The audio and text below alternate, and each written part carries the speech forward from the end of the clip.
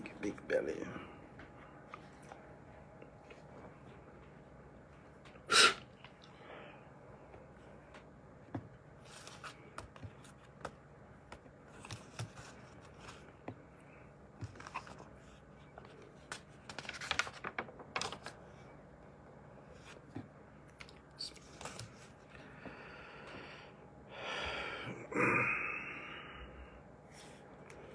Hello, assalamu alaikum.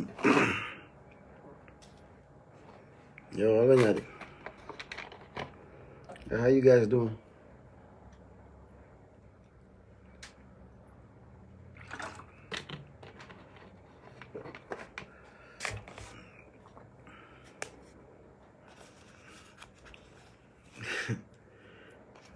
Okay, let nobody bring up this Man United thing. Let's pass and go. That's chat.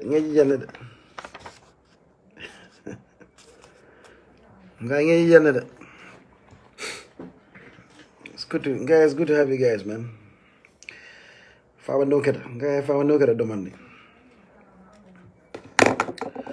Hope everybody's having a good I hope everybody's having a good Sunday.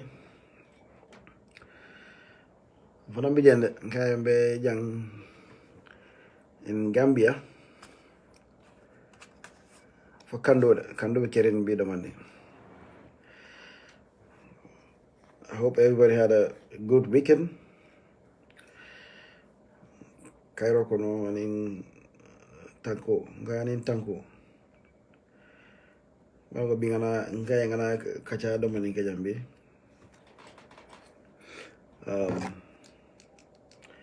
Famo kera, famo no kera domani.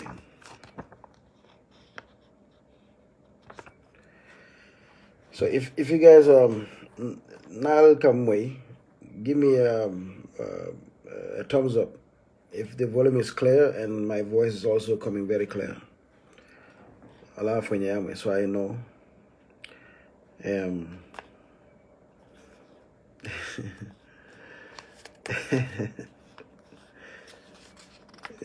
Mr. Jahu. Okay, Barola is nice, huh? Mr. Sergio, it's good to have you. How is Atlanta? Yo, very good. Thank you so much. It means okay, the voice is clear. Yeah, Allah Baraka, Mr. Fofana. It's good to have you guys, you know.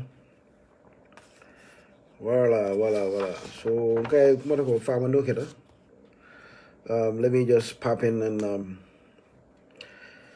have some few discussions sometimes regarding issues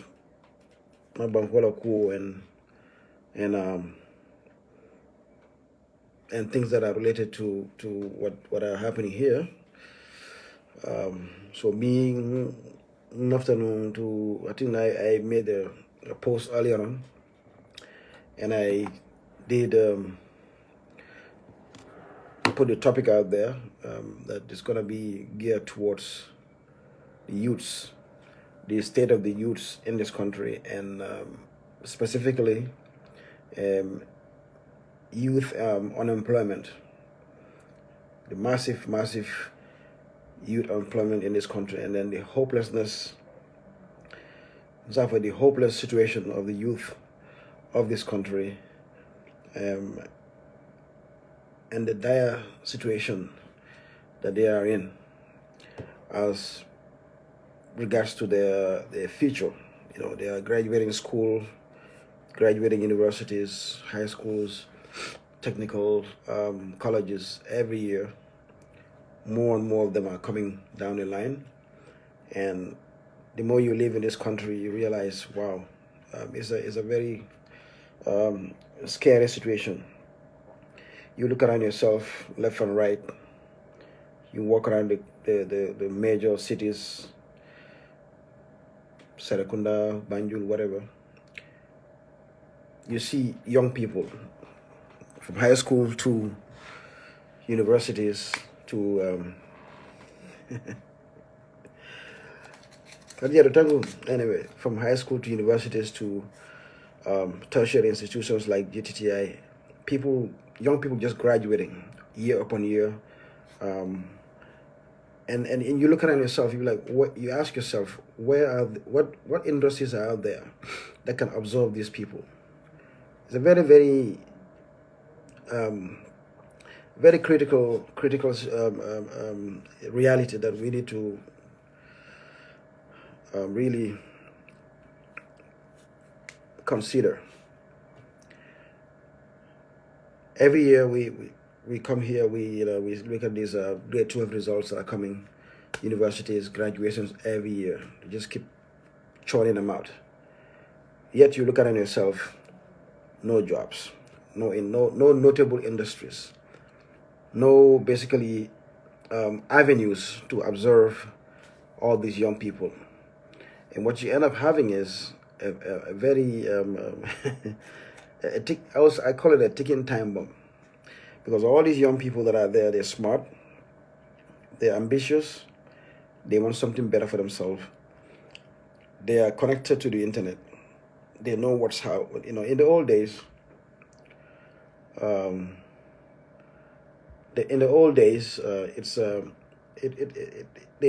you can say they were like, people here are not very aware of what's happening around the world.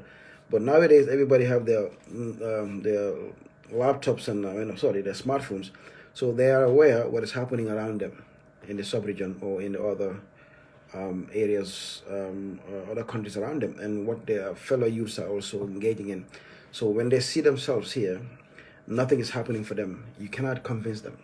You cannot tell them that their situation you cannot possibly tell them that their situation is normal. They would not accept it. So you have to come up with something. And any serious government have to treat this as a national emergency, I would say, because you cannot just keep having a situation like this, a country with basically zero industries and very little work, private sector job creation machines, and basically all jobs are centered around government, and government cannot be the job creator.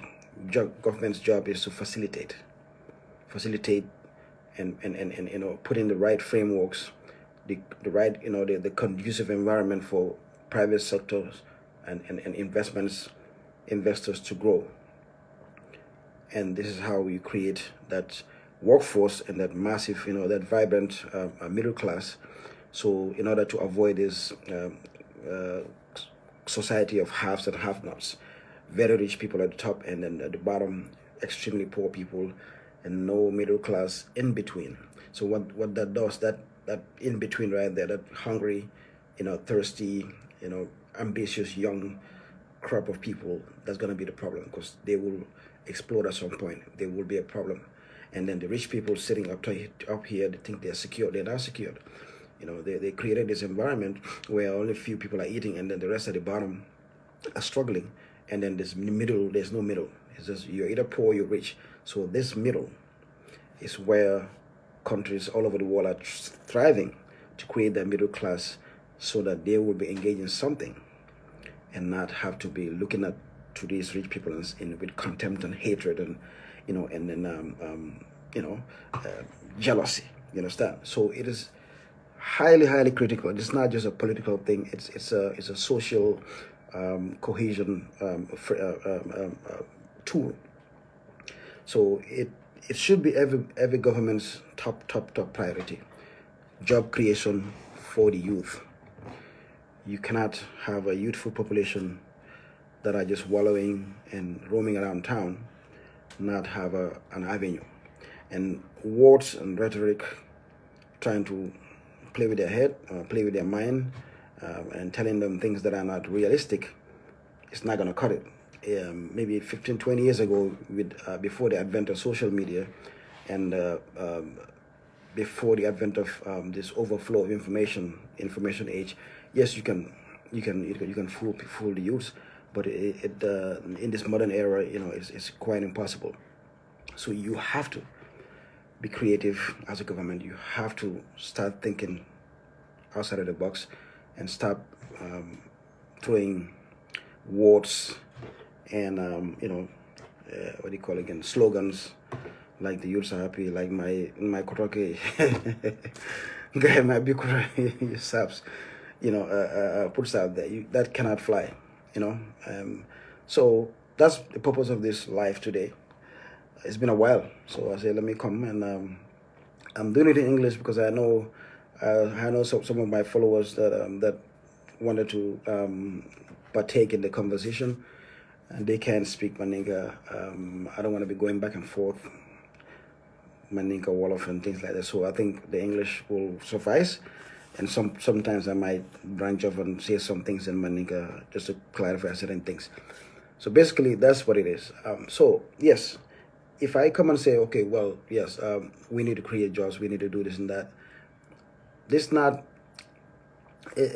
like being critical of a government. Of course, the buck stops at government, because everything starts and ends with government. They have the responsibility to create that environment. So yes, there will be government. I will be talking sometimes critically, but I will right here offer solutions that I think might work.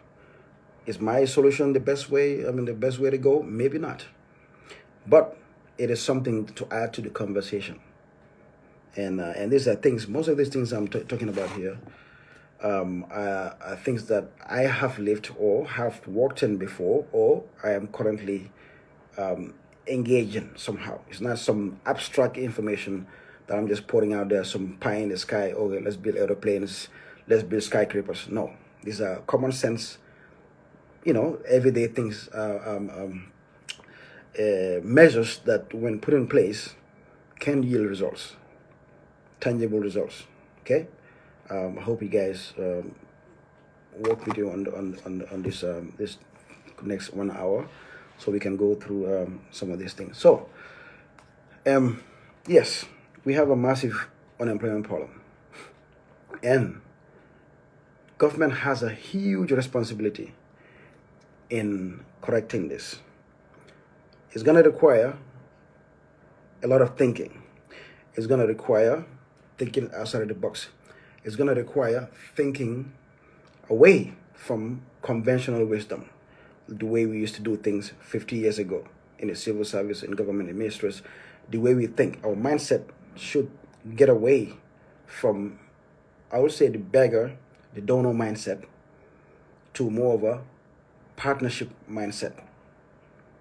Okay, so what I mean by that, most of our engagements with the Western world donor partners is more like help, give you this 10 million here, 15 million here, IMF punch some money in your pocket, you go splash it, buy some stupid cars, the World Bank comes and give you this, before you know, the money is diverted somewhere. So it's always this giving. So the mindset need to start thinking. Start changing from that to the mindset of what? Partnerships. Going out there and thinking like an entrepreneur, like a government thinking as an entrepreneur. Exactly. That is the mindset. That is the way forward for me. And then there's few sectors out here. There's a few sectors that, when we focus on those, I highlighted about three: manufacturing, agriculture, which includes 2 areas: rice and poultry and livestock, and then also the last one here is tech. So these are the 4 that I will look at. So when I said government start getting away from this begging, giving mindset of waiting for the EU to give you subventions, budget support, and all that kind of stuff, agriculture come and give you like giraffe, like those checks Barrow is giving in the country right now, giraffe, those matching loans and things like that.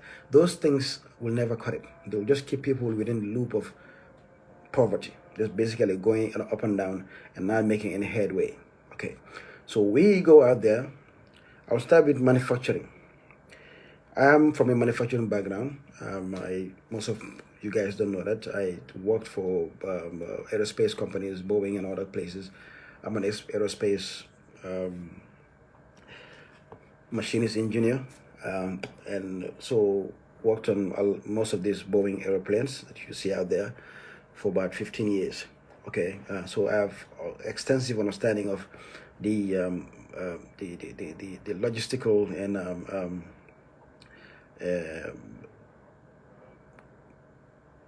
the manufacturing framework, how all these things, manufacturing companies operate. Most of these people you see, let's say, example, Mercedes-Benz or Chrysler or GM, you realize they don't make most of their parts. Most of everything that goes in that car is made somewhere else, some country. You know, the gear system will be probably made somewhere else. The brake systems, another country is making it somewhere. So all of these components are being made somewhere.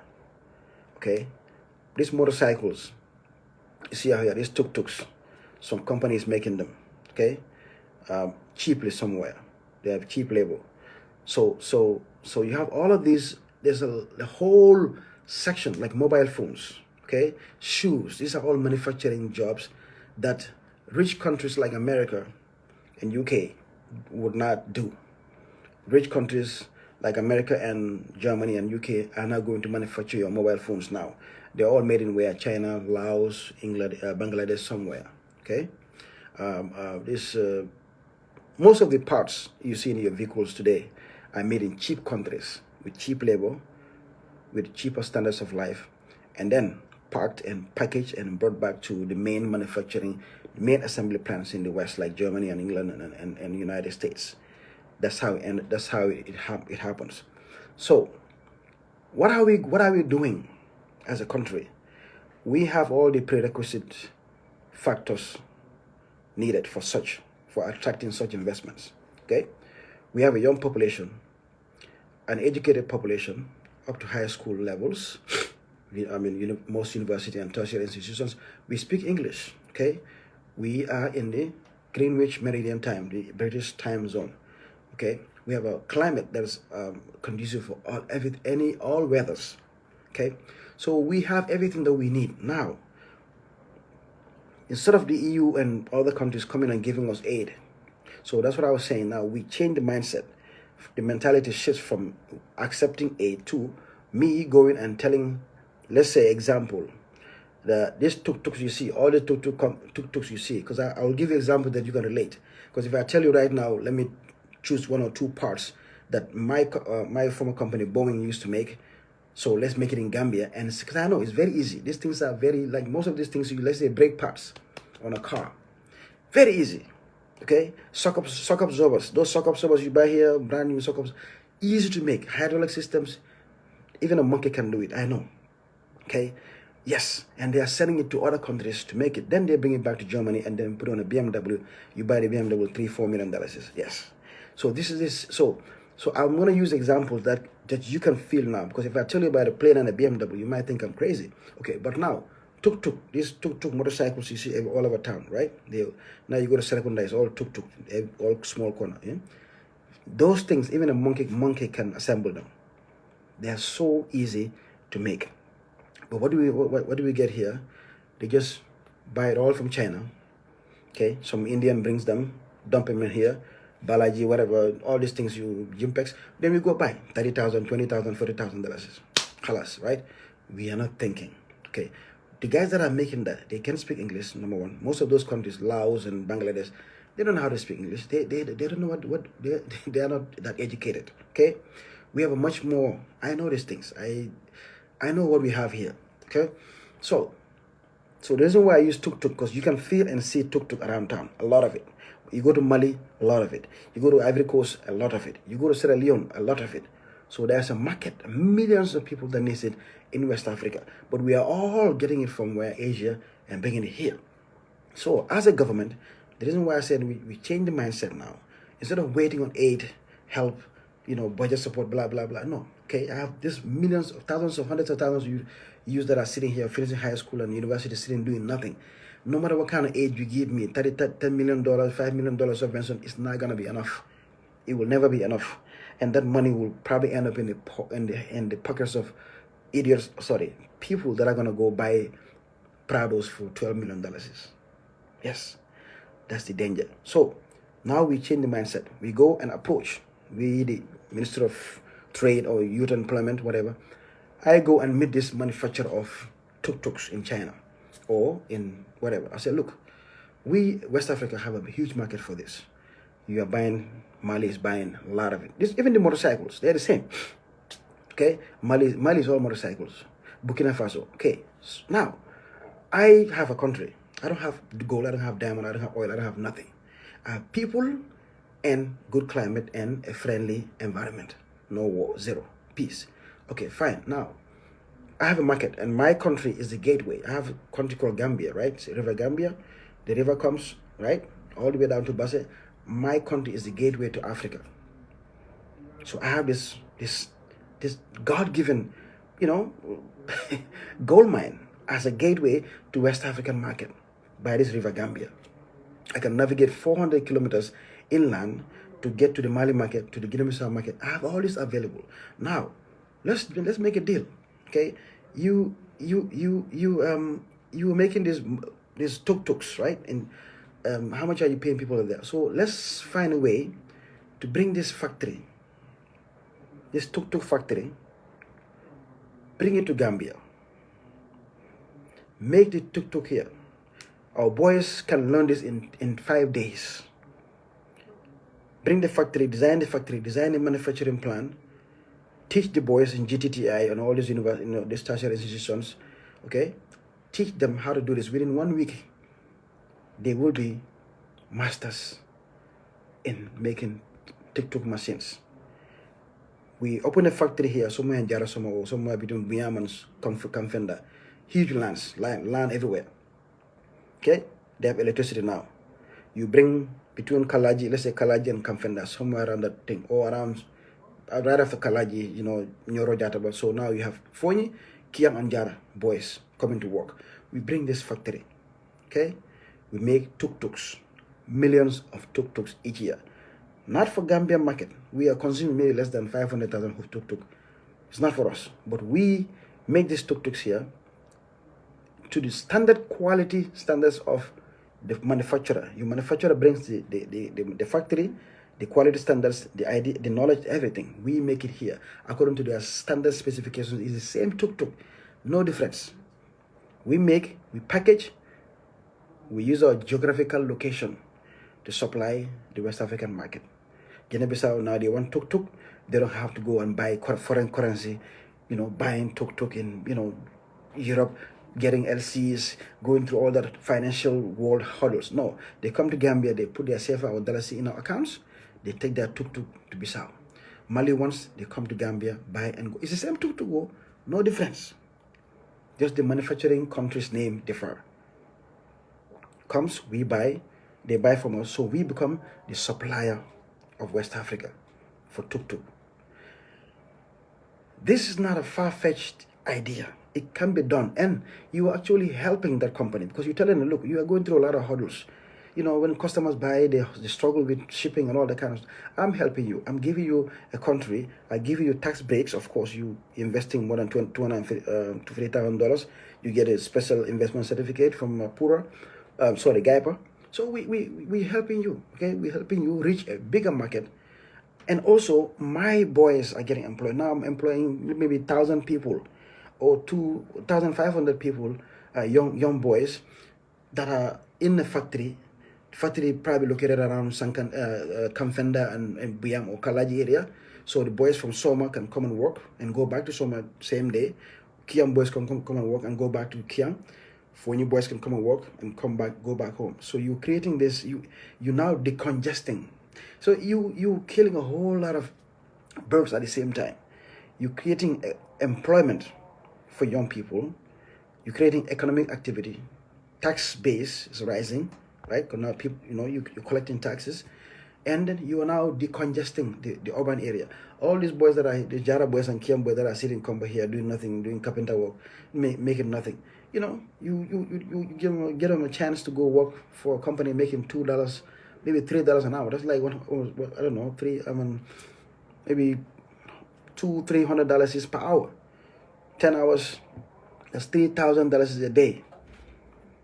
Multiply by the month. This guy is now making more than a minister. You understand? $2-3 a day, I mean an hour, or even $2 an hour will be enough for most of you.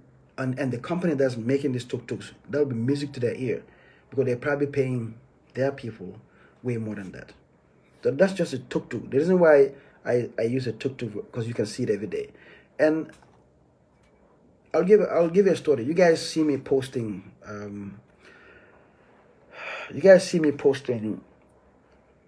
that blind company, window blinds, AB blinds, right? Okay, you don't know why I post that every time. That blind company is a perfect example of what I'm talking, why we should be thinking as a government. Okay,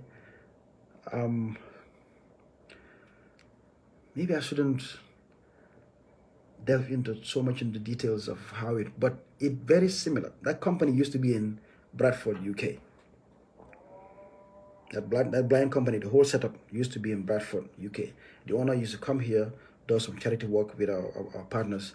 Then the idea came of to bring blinds here and sell them, and then some of the profit would go to the charity. Then the idea changed. Some of us got involved.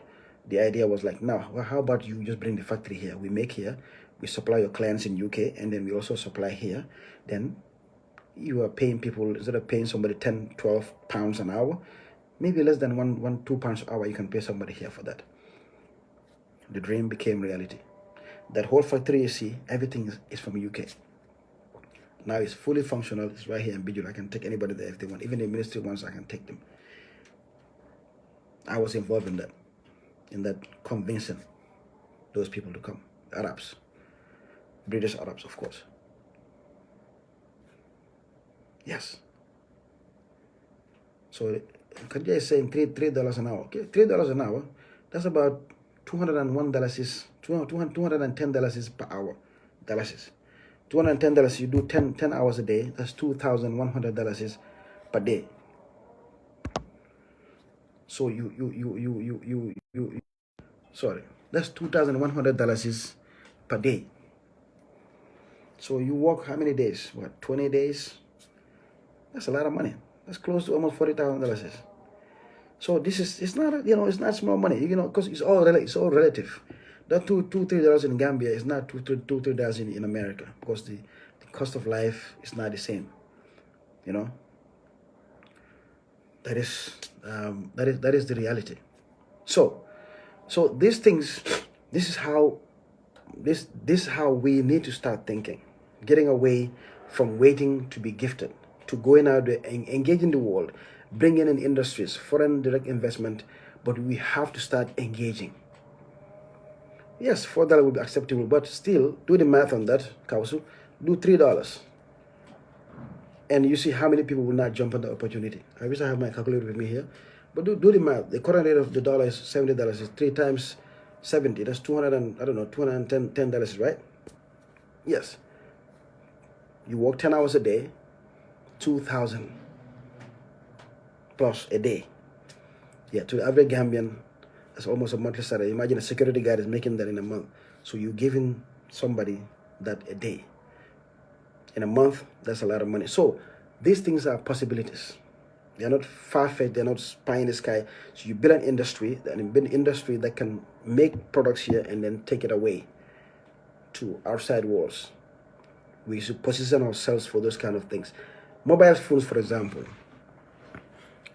Africa is the largest consumer of mobile telephones. And these are not very difficult to put together, to assemble. Even 10-year-old boys can do it. I know. Okay? Rwanda did a good job on that one. Okay? I know everybody likes to use the Rwanda example, Rwanda, but it's true. Sometimes look at what they did. They have a mobile phone company. No, so you go, let's say Techno. They have a lot of Techno here. Okay? They have Techno. They have another one of these things. This the cheaper mobile phones that regular people are having here. Exactly. So there's a huge market for that. You go to Mali, the same technos you're gonna find there. You go to Ivory Coast, Guinea-Conakry, same technos. Okay, but there's not a single mobile phone plant in West Africa. So what do?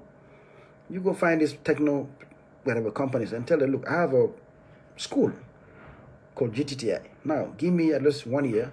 Bring your technicians. Let's start grooming. Let's have a curriculum that specifically deals with mobile phone assembly and basically manufacturing. Just 1 year. Have a batch of 100, 200 people. Start training them. Once that 1 year hits the factory, you negotiate the factory. Now you're coming close to market. You bring in your market, your factory. No more manufacturing in the Western world or Asia. You bring it to Gambia.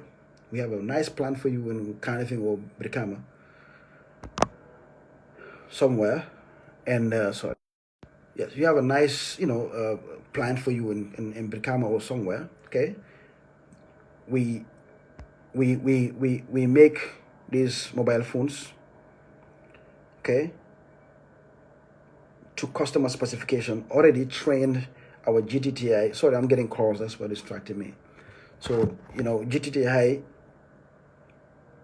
students are already trained how to make these things, because we spent at least a year trying to teach them how to manufacture and assemble quality mobile phones according to the customer specification. Imagine, always remember, the customer is the company, the manufacturer is bringing the technology here.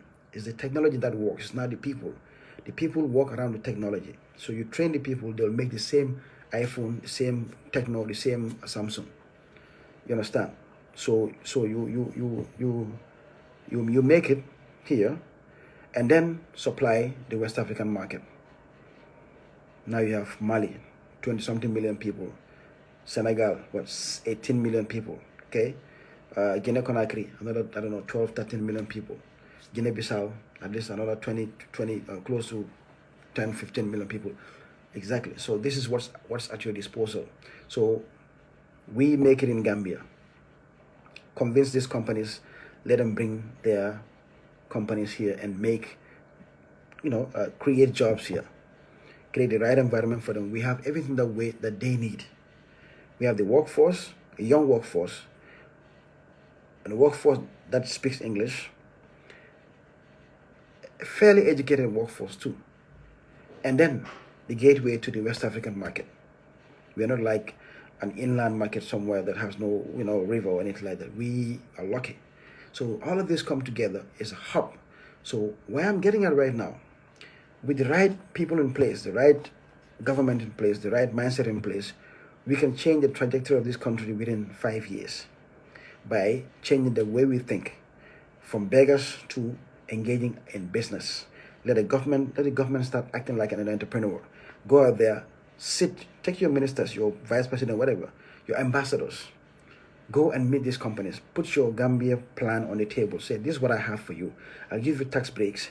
I'll give you a workforce. I'll give you a peaceful country. And I'll give you a gateway to the West African market. You make your motorcycles here, your tuk-tuk, your mobile phones, your shoes, your jeans, and things like that. And I'll open the market. And also, not just the West African market.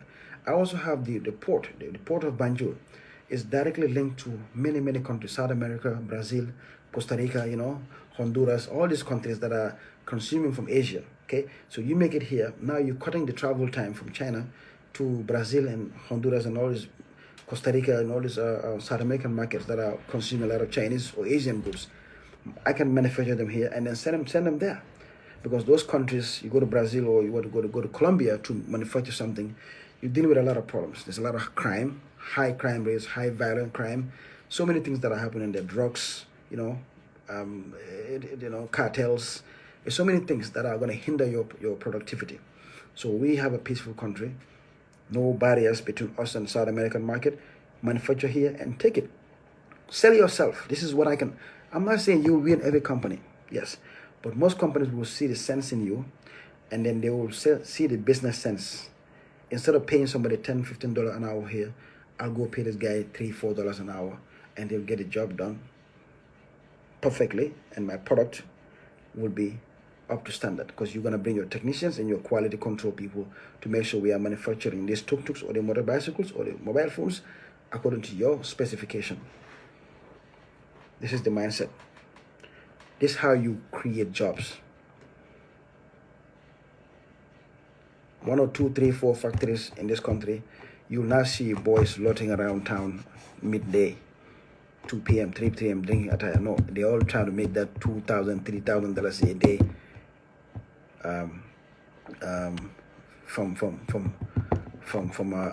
from their jobs. Okay, so that's one aspect. Now I'll come down to the agriculture aspect. So agriculture, I see Barrow out there giving these checks, 3 million, 4 million, to these people, still within the mindset of begging. Giraffe giving you this, FAO giving you that, giving. Nobody, you'll never dig yourself out of poverty by somebody giving you. It doesn't work. You have to create.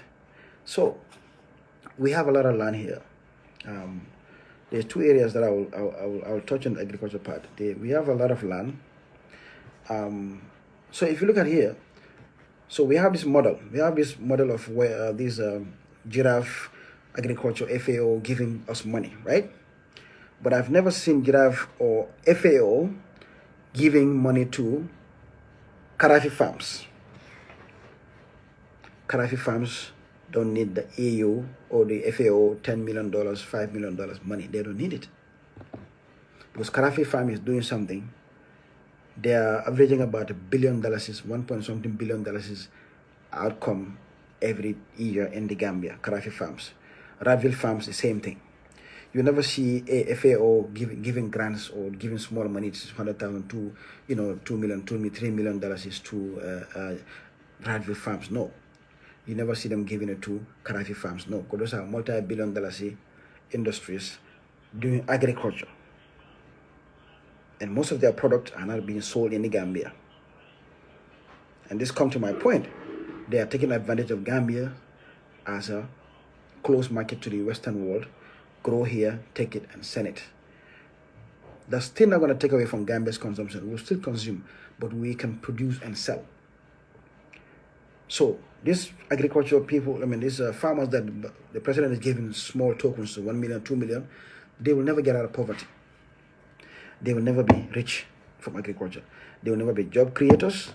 They will never be successful farmers. They will ever remain that 3 million, that 2 million will come and go. Another 3, 4 years again, another 2, 3 million will come and go, and they will just go like that. Every year, another president goes and do a farmer store, use them as a token, as a poster child, hold some placard like that. Oh yeah, they gave me that, blah, blah, they gave me 2 motorcycles, and that's it. No. So that's been happening for the past 50 years. Since Jawara Jamano, it's the same thing. One president come, another president come, same farmer store, same farmers are there, nothing has changed. Same lands. Some of them now, their kids have gone the back way, and then the lands are empty. But it has never changed.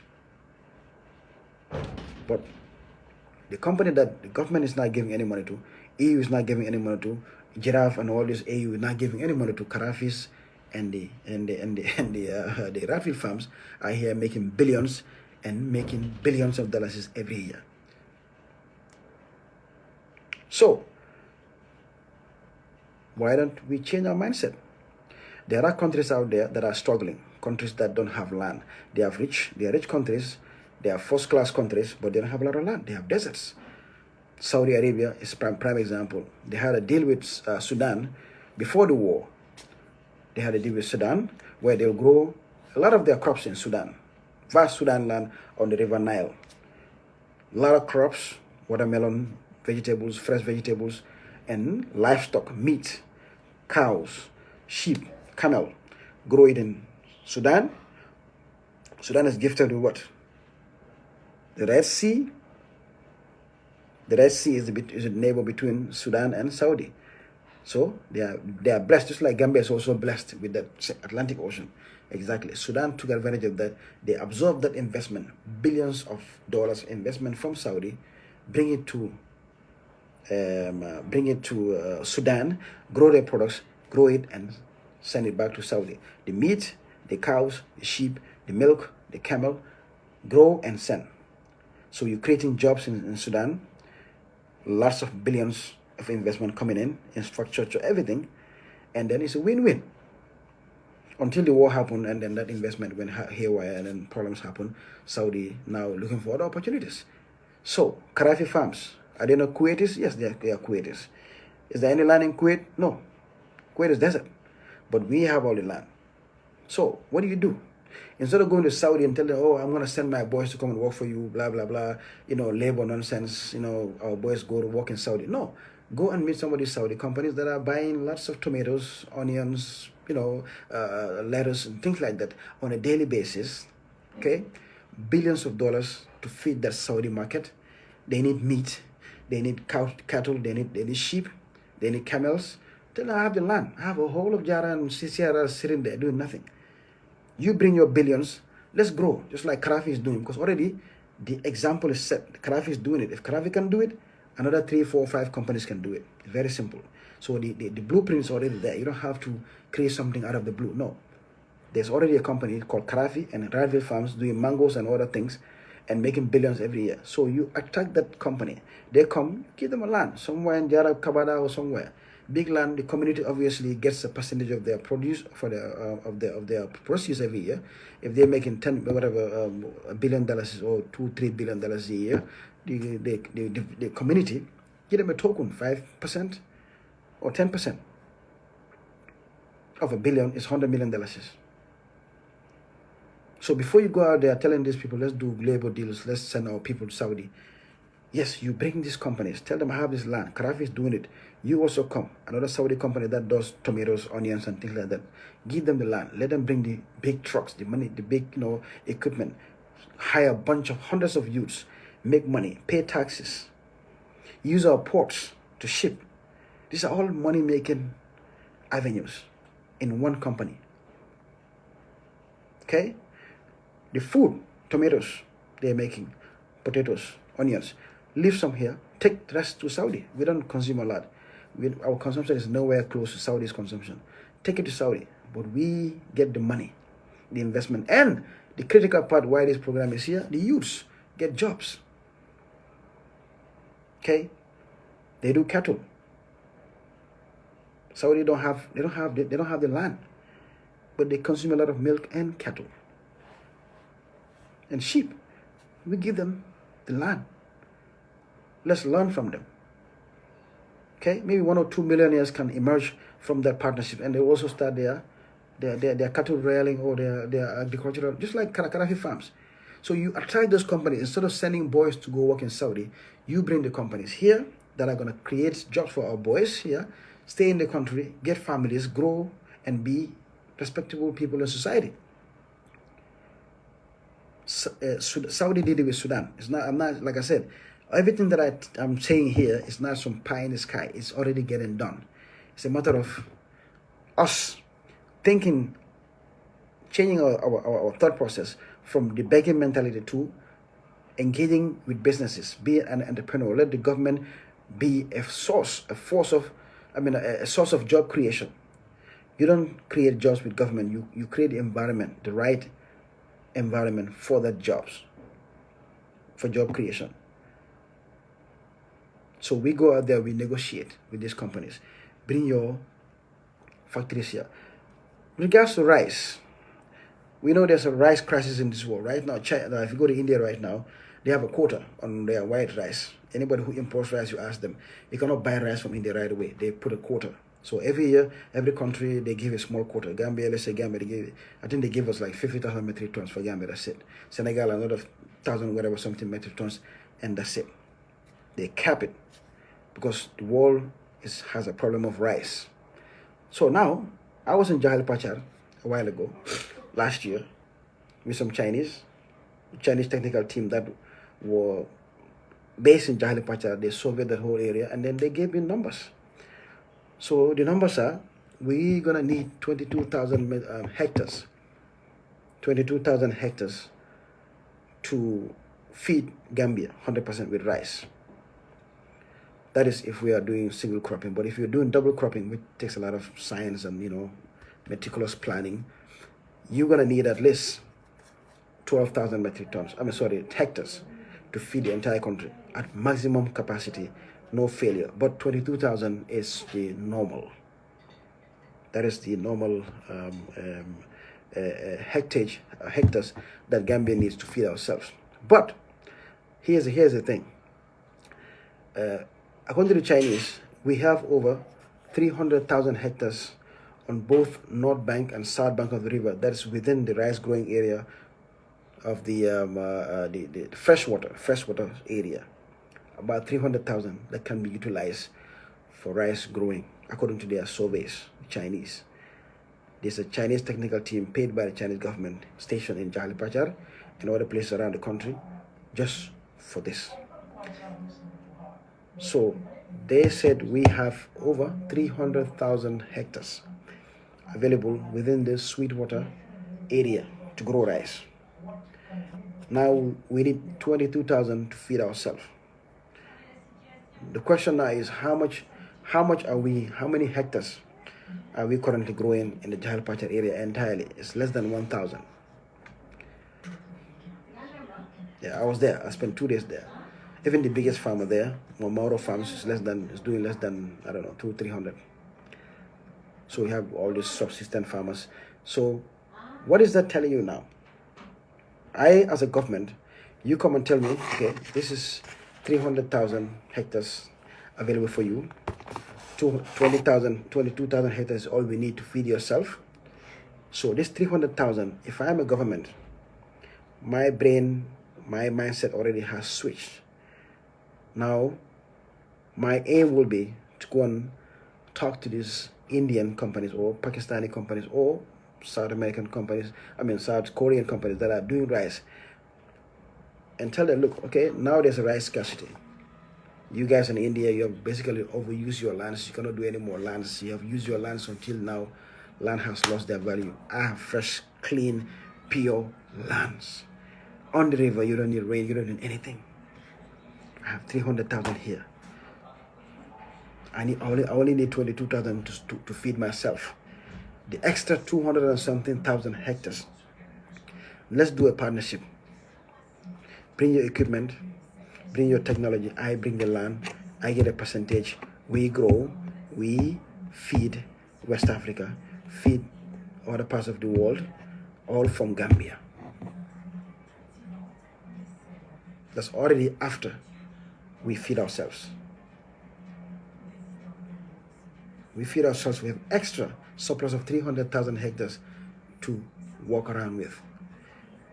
You take this and present it. We don't have the capacity to grow this 300,000. I know that. Yes, we don't have the money. We don't have the equipment. But there are companies out there in the world, big rice producing companies, that will do it within a flash of an eye. Yes, you go and approach them. Make yourself available. Put in the right frameworks, the right labor laws and things like that, and of course, safeguard your employees, your citizens, so when they are working in these fields, they are safe. They are, they are getting paid the right wages and things like that. Put in the right frameworks, and then use our country to grow, and we will be the suppliers of West Africa. Yes, that's what the Chinese told me. It'll be almost a surplus of almost 278,000 hectares that we can utilize. But I've never even heard of this conversation. It's like these numbers don't even exist. Nobody's even talking about it. I saw 𝒂𝒂𝒂𝒂 there. How much is 𝒂𝒂𝒂𝒂 doing? And I'm pretty sure 𝒂𝒂𝒂𝒂 is doing less than 1,000 hectares. But it's on the news. Oh, 𝒂𝒂𝒂𝒂𝒂 is going to be doing this, going to be doing that. What are you going to do? It's just. So we need to be serious. 𝒂𝒂𝒂𝒂𝒂 cannot do this. He doesn't have the kind of money. I cannot do it. I don't have the kind of money. The Gambia government cannot do 200,000 hectares.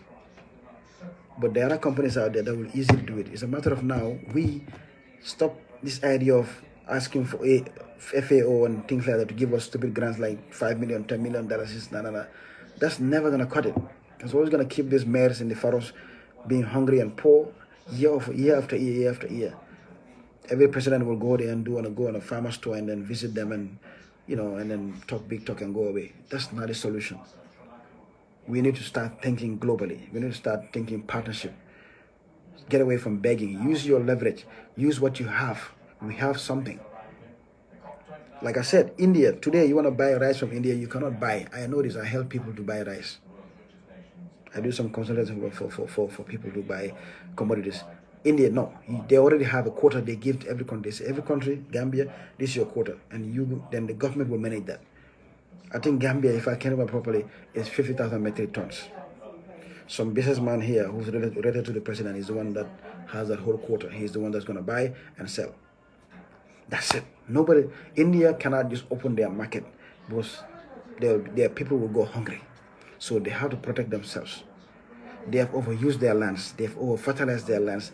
They have over-chemicalized their lands. You need to understand, the Western world is depleted.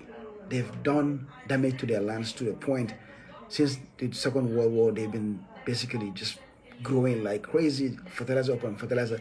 Their lands are dead. We are blessed with virgin, extra virgin lands. Just lay here. We sit here with a poverty mentality, with a poor mentality, with a beggar mentality. And you will always remain a beggar. A beggar will never get out of poverty. Nope. God will never bring that kind of miracle to you. You have to change your mindset from a beggar to a businessman. Government is a business, but a business for your people. You understand? So yeah, attracting foreign direct investment in the model of the Saudi-Sudan model. Saudi using Sudan to grow what they need because they are a desert country, they don't have anything. Just like Gaddafi from Kuwait, I think the Kuwaitis, they're here. Kuwait has no farm. Gaddafi is making billions of dollars every year, growing potatoes and corn and things like that. So bring those kind of companies, 2 or 3 of them in the Gambia, we are fine. Employ people, lots of food, taxes, money, our port can be survived, now port can be like this now, we cannot just be bringing containers, we need to be shipping also. We just receive. Let's be shipping. Any country that doesn't produce anything cannot be a country. We have to produce.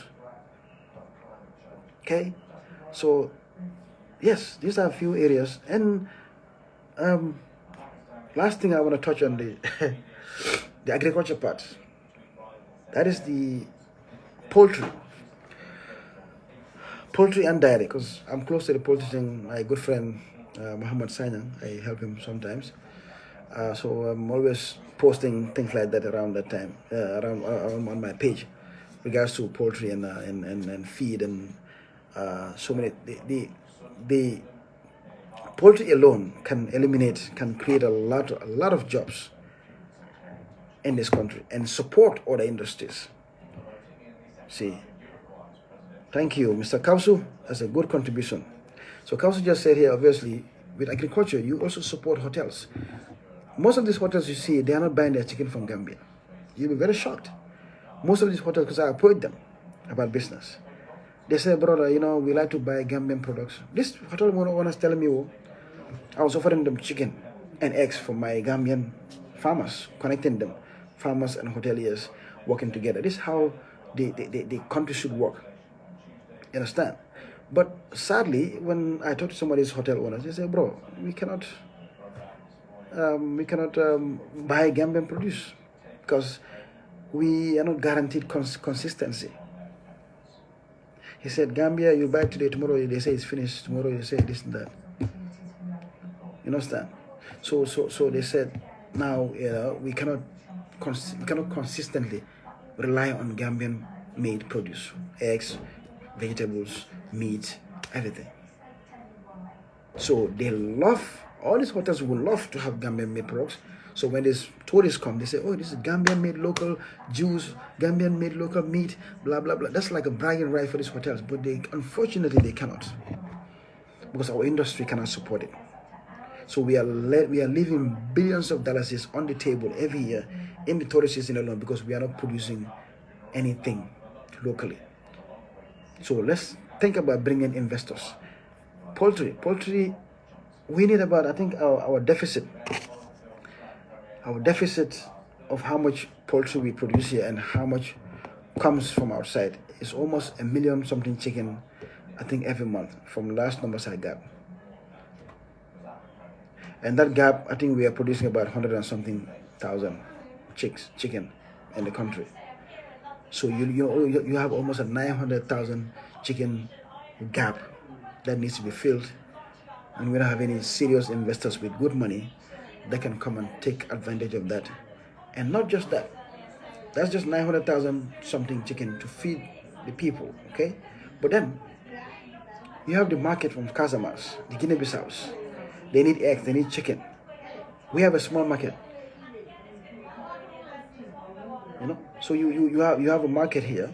You have a we grow chicken, we grow eggs, feed our people, and then take some and export it. We need to be Gambia can easily be exported because our population is small. We are not very, we are not huge consumers. So we need to plan up everything we do, bring in investors that can grow and make things, and then use our proximity, our geographical location, and then export. You create jobs, you create money, create revenue, create taxes, transportation, hotels. All of these will have to benefit from these local industries. And the final benefit of it all is jobs, because then the hotels can retain more people, they can offer more services, okay, employ more people, less youths in the streets and more youths in the workforce. It has to be a deliberate effort. It has to be a well calculated, a planned, deliberate policy to get this, to make this happen. It cannot come overnight. It cannot come by wishing for it. But ignoring the issue of youth employment and acting like it's not happening and not doing anything about it is a ticking time bomb that's not gonna spare anybody here. And it's about time. It all starts with us, all as a government, any serious government that comes in, to start thinking away from these waiting to be fed, waiting to be given, to going out there and then actively engaging the outside world, the outside business community, opening yourself, selling, marketing your company, your country as a destination for FDI, foreign direct investment, that is mutually beneficial for us and the investors that are coming in the areas of agriculture, light manufacturing. Everything we are consuming here, most of these things, like I said, that's why I use the tuk-tuk and the motorcycles, the motorbikes, the mobile phones as a clear example. Those things are no-brainers. Even a monkey can make them. Let's, instead of bringing them wholly to this country, talk to the factories, liaise with them, open your country for them, give them tax incentives, let them make it here, and we consume it. After consumption, we use our proximity, our geographical, location, and export to the inner parts of West Africa. This is what God gives us. We don't have diamonds, we don't have gold, but we have brains and we have something. We have a youthful population, a peaceful country, English as a language, in the on the same timeline as England. That's the business timeline, the Greenwich Meridian time. So we have everything that God has blessed us with a lot. We just need to think and stop being lazy and just waiting on grants and subventions, EU money here and there, just giving. Get away from the giving mentality and start creating, start engaging, okay? So yes, I talked on agriculture, I talked on manufacturing. The last one I want to talk is tech. Tech, I used to live in Seattle, so that's like one of the tech capitals. After Silicon Valley is us, I think. So the reason why I said tech, and mind you, most of these things I'm saying, like, I don't want to get into so many details of companies that I'm working with, but these things are happening here slowly, okay? With regards to tech, if you live in America or UK, you're most of the big companies that are there now. Most of these big companies that are there in tech, they don't want to be spending too much money or most of their money on this highly expensive workforce.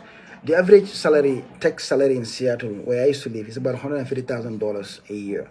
In San Francisco area, Silicon Valley, like you all hear, San Francisco, Silicon Valley area, it's about $300,000 median. salary for a software engineer or like a data scientist or AI, AI technician. Okay, because obviously the lifestyle in San Francisco is too high. Apartment is like $3,000 a month. So it just doesn't make a lot of sense for these companies to be paying this much to these software engineers just because they live in Silicon Valley, or just because they live in Seattle, or just because they live in Dallas, Texas.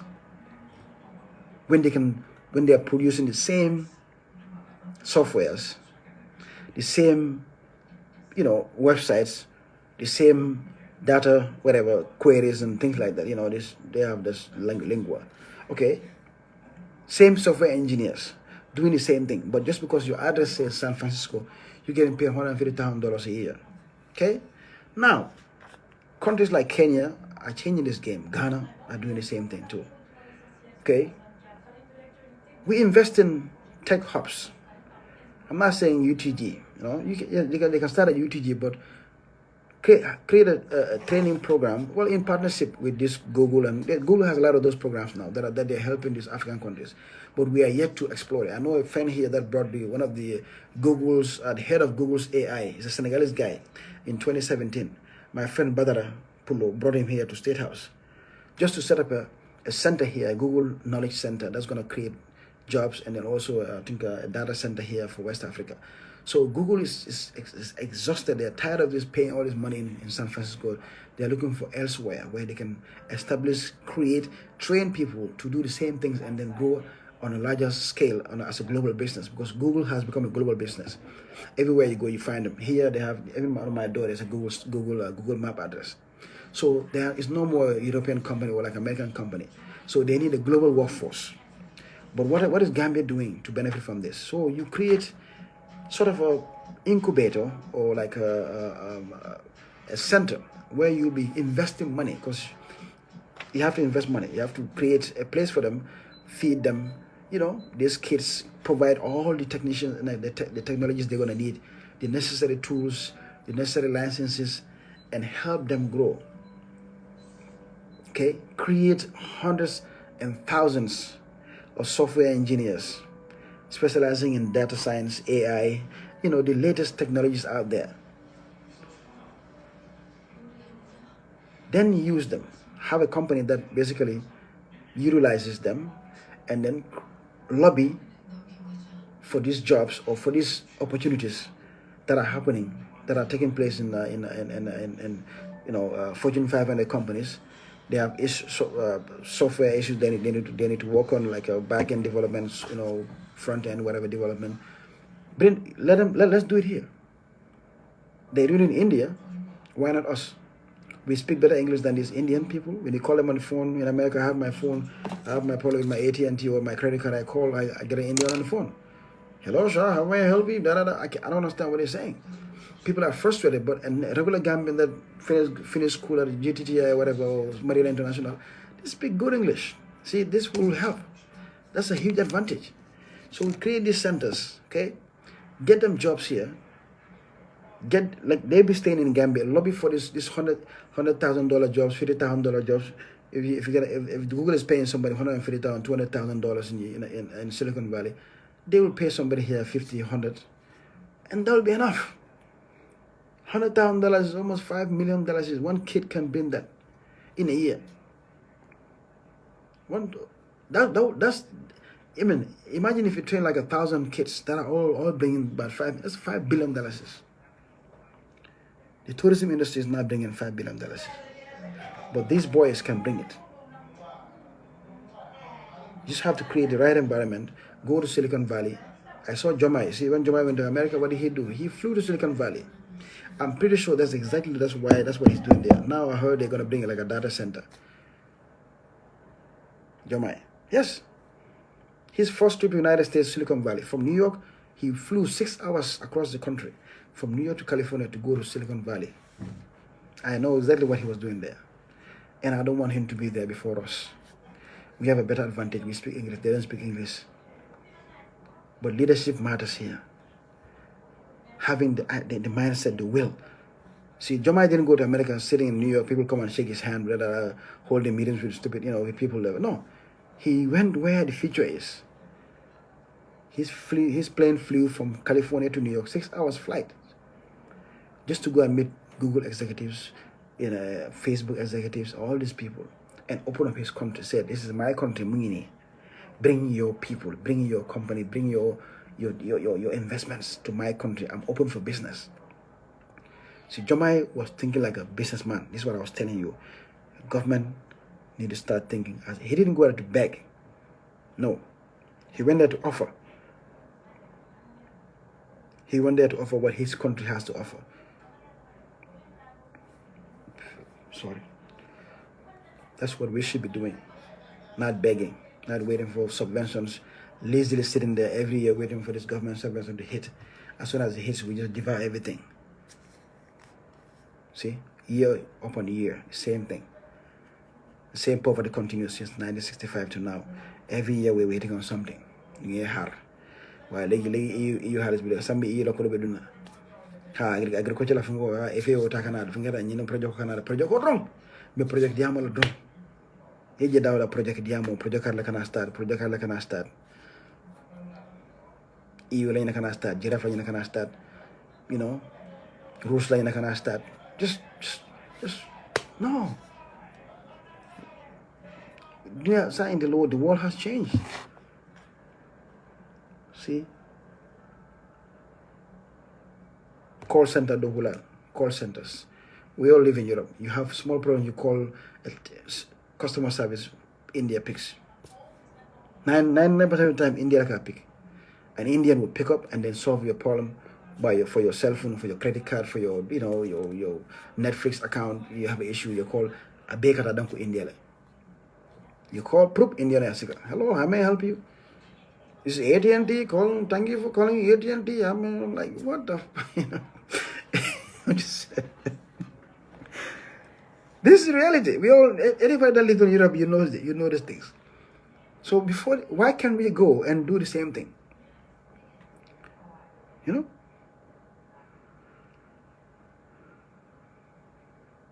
Exactly. So we create regions around the country. These areas for poultry production, for cattle. Motorcycles are being made in Fonya here. All tuk-tuks you see in Gambia are now Gambian made tuk-tuks. Obviously, the company that makes them in India or whatever, China, is gonna be having their logo, but it's a Gambian made one. And boys can do this. When I tell you this, I know. I've been manufacturing for 15 years. I know. It's not that difficult. Everything you see out there is easy. Aerospace is one of the most difficult things. I did that for 15 years. Me. Okay? Plane. So, yeah. So, in conclusion, everything that I just discussed here, now I'm going to close up.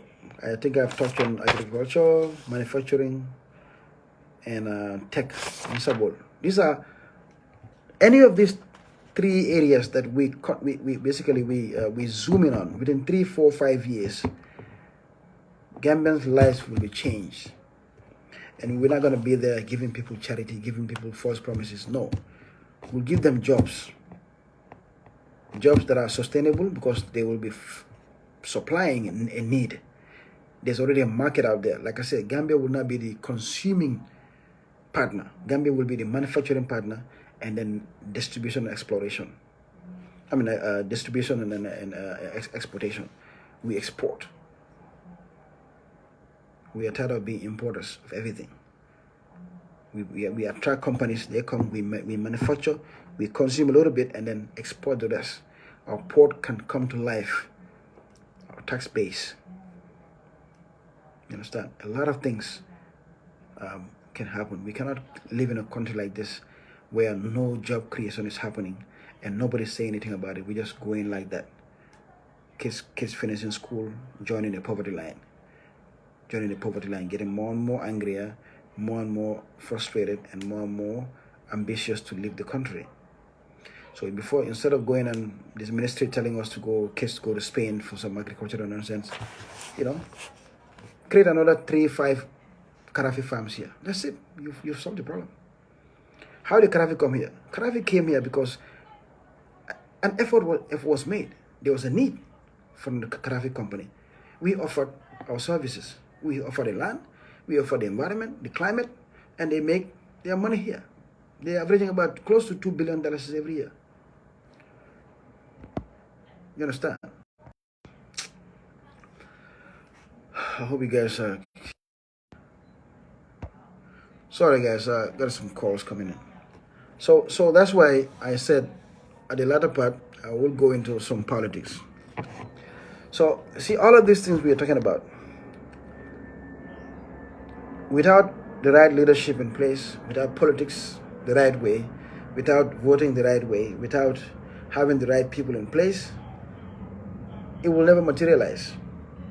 And I'm not saying, see, government cannot be a job creator. If your only job opportunity in the country is government, that country is doomed. They are not a source of employment. They're supposed to be facilitators of employment. Go out there and negotiate, bring factories, bring companies, facilitate, make it easy for investors to come here. Obviously, with the right framework, employment framework, making sure our people are not get exploited. The communities that these farms are in, or these factories are located at, or these tech companies are located at, the communities are benefiting.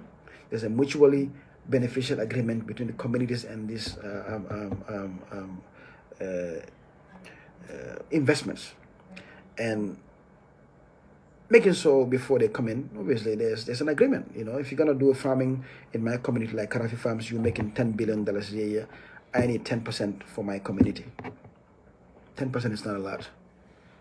Even 5% is okay. Because now if you look at 5% of $2 billion, that's $100 million.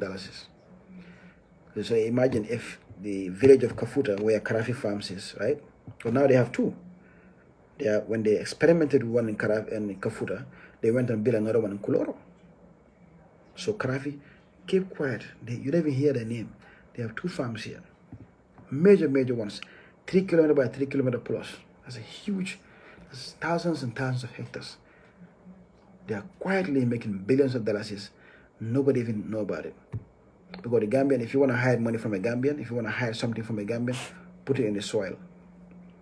Put it in agriculture. They will never see it.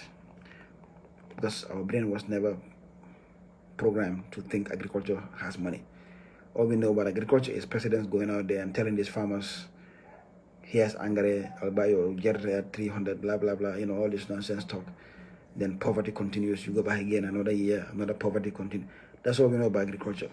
Gifts, people giving them saret, giving you, you know, fertilizer nonsense, you know. But the agriculture like Karafi Farms, $2 billion agriculture, we are not used to that. We don't see it. We don't go visit their farms. We don't know who they are. We don't know them. Zero. They're here.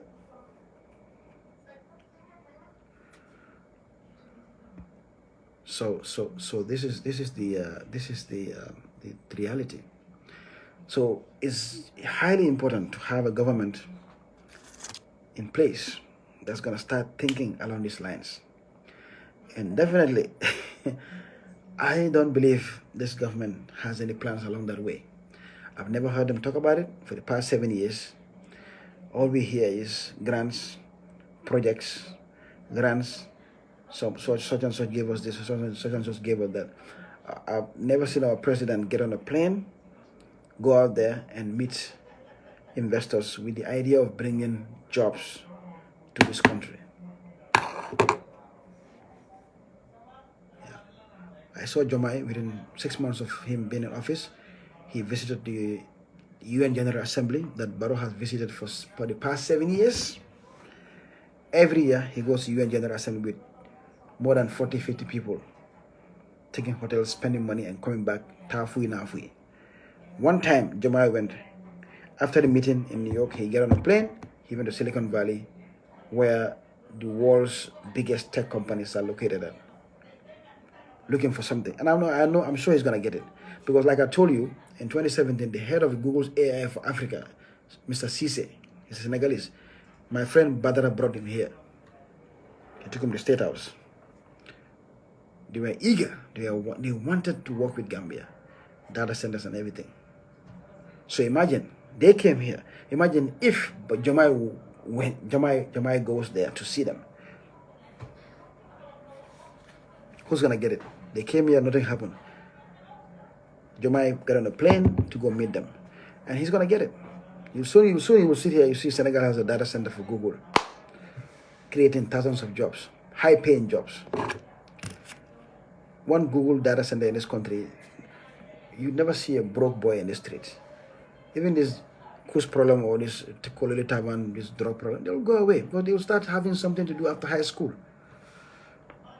Yeah, after high school, you go to GTTI, you know, or MDI, or UTG.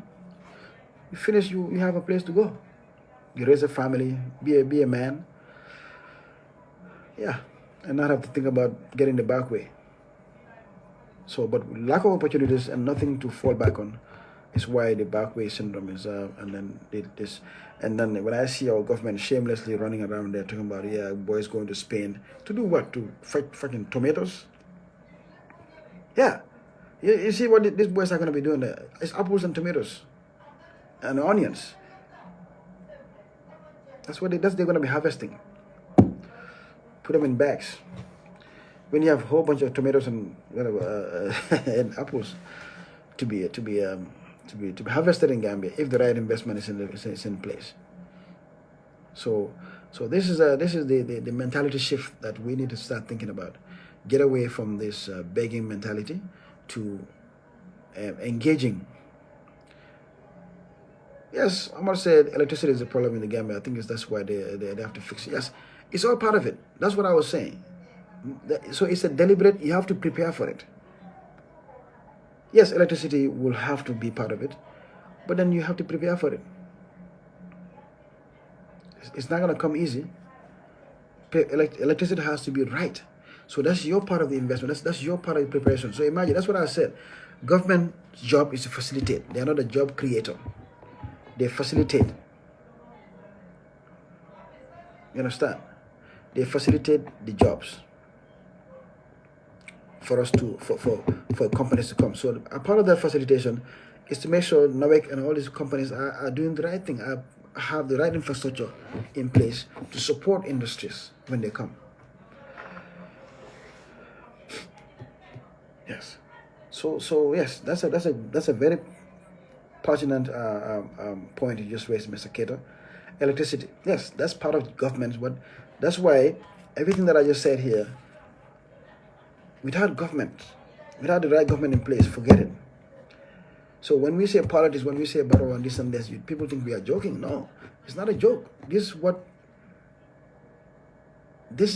what people are missing out on. Okay? These people, this government in place, they have no idea. For 7 years, they've shown us who they are. All they sit there is wait for this subvention. Look at them on this Medi Farmer store. They're giving a check. If you go, you see them, they're giving checks to people. It says giraffe, G-I-R-A-V, whatever. Look at the check properly. That is a grant given by some agricultural organization for people, for young farmers that are trying to do something. They have like a land, you put a fence, or you put a borehole, then they match you. It's kind of like matching grants. So if you have a house, if you have a land in Kafuta, you say, okay, you fenced it, okay, you put barbed wire fence, but you want to do agriculture, you don't have all the money, you put barbed wire fence in your land in Kafuta, you put a borehole in Kafuta, so then you put a business plan, everything to agriculture, then they will match the amount of money you spent on your land and your fencing and your borehole. They'll match it so you can get to the next level faster. But what I'm saying is, so that's the checks they're giving on the tour. They put a check, oh, blah, blah, blah, to 13 women sharing $16 million. That's it. Those are the small monies. But what I'm saying is that these things have been happening for 40 years. These small tokens. Agriculture will never develop by these gifts and this charity, the small tokens they're giving. It has to be a deliberate effort. We need to start thinking. Like I was saying, at the beginning of my thinking on agriculture, I've never seen these grants and this nonsense money from AU, whatever, FAO, going to Karafi farms or going to Radfield farms. No. But those guys are making close to, Karafi is making about $2 billion a year in average in a year. Okay, these are multi-billion dollars farms exporting to Europe and other places, being successful, and I haven't seen FAO and all these people giving them grants, $10 million, $5 million grants. No, they don't need it. That's a real business. So, and whoever brought that company is employing a lot of people, at least 1,000 people in Karafi. Okay, and this place, Rafifal combined. Okay, you can question their wages they pay them, yes, but yeah, that's where government comes. So we need to start going out there and attracting investors in the mold of Karafi. Like I said, there's a huge opportunity right now with Saudi. They had a deal with Sudan before. They were using the Sudanese lands to grow most of their food, their agriculture, their like vegetables and then meat, cattle and everything too, and then grow and take to Saudi. Okay, so that's normal. There's war there. Things are not going the right way. That's an opportunity to go meet a company like Karafi, 2, 3 of them, say, come to Gambia, I have Sierra over there, I'll give you this much land, you let's grow tomatoes, let's grow onions, let's grow this, you can rear cattle here, we, create jobs. The communities that they're going to be operating in, they will get a share from their, percentage, let's say 5-10% of their total revenue for the year. That's going to make those companies multi-million dollar residents. People will leave the combos and go work in those areas. I know. So that's automatic poverty. We have the rice. We need 22,000 hectares. 22,000 hectares to feed the Gambia. We have, according to the Chinese that I met in Jahali Pacha when I went there a year ago, they said we have almost 300,000 hectares available. So immediately your brain goes into business mode. Okay, who do I partner with in India or whatever, countries that are struggling right now with rice growing? How do I bring them here? Because their lands are bad. China, India is strong. That's why India cannot sell rice to everybody now. They have to basically ration it now. So, but we have all this land. Bring them in. Let's partner, grow, export. Taxes come, employment, goes, and then we have a 22,000 hectares as part of the deal. So we all benefit. You take people out of poverty immediately. But this 50-year-old problem of going and seeing farmers and telling them nonsense from one president to another president to another president, nothing has changed. Doing the same thing for 50 years without any results is the definition of insanity. It's not going to get us anywhere. This whole token, this grants and nonsense, it doesn't work. So we need to start thinking as business people, going out there, engaging in the world. Be serious. Like Jomai just went to the United, Jomai just went to the UN. After his speech, he flew to Silicon Valley to do business, to sell Senegal. Who's selling Gambia? With all these advantages that we have. The climate, the language, the time zone, the proximity, the port, the access to the gateway to the West African market. Everything at our advantage. We still haven't fully utilized it. We haven't sold ourselves. Bring investors in. Bring foreign direct. Let's make things. Let's make factories. Our boys are here. Youthful population. But government have to have this mindset. They have to be ready. They have to go out there. But I don't see it in this government. I'm not seeing it. None of his ministers. Certainly not Barrow. So this is why it's important. When we say these people need to get out of there, it's not just political. It's about survival. It's about our country getting to a level where we deserve. Yeah, we don't deserve this. So anyway, it's almost 9 o'clock now. I've been here a little long. I'm gonna start watching my NFL. It was good. It was good. Good talking. This is something I've written down a little bit a while ago, and it's something that I really wanted to touch on. Youth in this country need help. We are graduating them every year, and absolutely no industry in this country that's going to absorb them. It's nothing. It's just simple private sector jobs here and there, banks and all that. But major industries that can absorb thousands of youths and putting them in the workforce, make them productive, and then grow our tax base. This is where we need to be very serious and think about, because it also is part of our national security. You don't want these youths to be out there. We have no answer for them. These small tokens of help here and there, you know, it's not a solution. Yeah, so all right, guys, I took a long time today. Be married and back here. So we will come back another time. You know, hopefully I'll find another topic that interests me. I'll come and diverge on it, and you know, hopefully we can all start thinking along those lines, and then it'll be easier to make things happen, because we will know what to do. You know, it's going to take an effort on everybody's side. You know, it's going to be a collective effort. You know. Thank you, guys. I'm suffering from a bad cold. If you can see you can hear my voice not very good. I've been suffering this past couple of days, but I feel like I should come. So we'll talk another time. Thank you.